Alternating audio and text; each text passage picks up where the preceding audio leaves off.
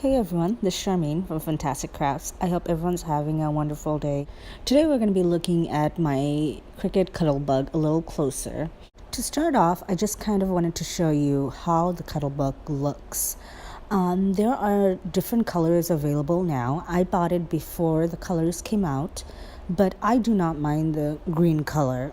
But if you do, there are multiple colors. So it has this really nice handle right here, and it actually stores on the inside, so you can store your Cuttlebug machine flat.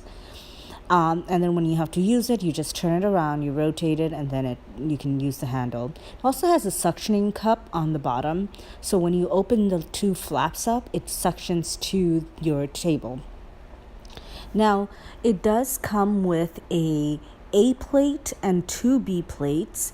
I'm not entirely sure on what the newer machines come with, but for mine, this is what it came with. It also came with this embossing folder.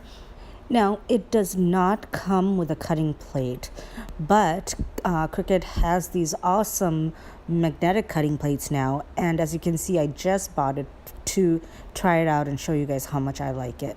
So this is the embossing folder that it comes with. It's a floral pattern, and it's very, very nice. And I'm going to show you how to emboss using the Cuttlebug. Before I start that, I wanted to show you that there are two parts to this folder, this embossing folder, that's what it's called. There is an embossed part, which is the raised part, and then the debossed part, which is the flat part. So you'll see that in a little bit, which part makes it embossed and which part makes it debossed. So to start off, you always start by placing your Cuttlebug down, opening up the flaps so it suctions and it has a good suction on your table so it does not move around. I always store my handle away, so I just take the handle out, and then you do what is called the sandwich. The sandwich for using the embossing folder is the A plate followed by a B plate, which is the second one. Then you put your embossing folder with your piece of paper inside, or cardstock. So that's the third part of the sandwich. And the fourth part of the sandwich is the second B plate on top. And that creates your sandwich, and you just run it through the machine and it embosses for you. And this is so easy to actually turn the wheel. It doesn't use any pressure or anything. It's very easy to do. I was surprised how easy you just turned it, and I'm like, are you sure it's actually doing something? And it did. As you can see over here, there is an embossed part, which is raised, and then on the back side is the debossed part, which is the flat side.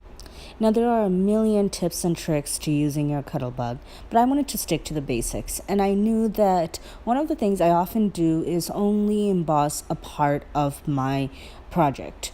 So to do this, as you can see over here, I took a card base and I only want to emboss the front of that card base.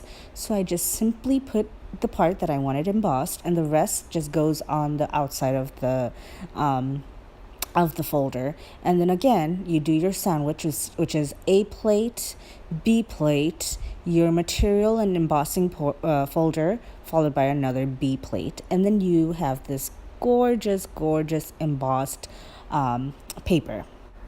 Now let's play with this magnetic cutting mat. So what it does is the whole base is made out of magnet, and any kind of metal will stick to it. So any kind of die you have, and multiple companies come up with different kinds of dies, and you just have to play around with it. But the best results do come from the dies you can find at Cricut or any of its sponsored one, like the Anna Griffin ones. So the sandwich for this part is pretty simple as well. You put the A plate followed by the magnetic plate, your die, your piece of paper or cardstock, and then your B plate on top. Now I have a single B plate reserved for cutting, because your plates do get messy and dirty, and it does not affect it cutting anything, but it just doesn't look pretty. So I usually have one B plate that I only use for cutting. So when you are putting the die onto your magnetic plate, make sure the raised part is the part that cuts. So that is facing up onto your cardstock or piece of paper.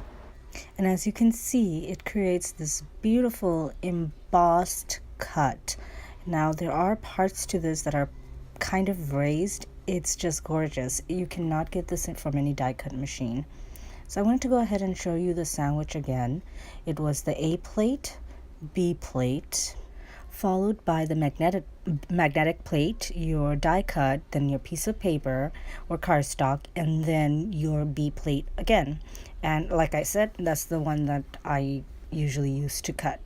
And then you just run that through your Cuttlebug, and as you can see, it's coming out, and that is like magic working. It is amazing to see that very beautiful raised cut look. And like I said, you cannot achieve this look with a die cut machine.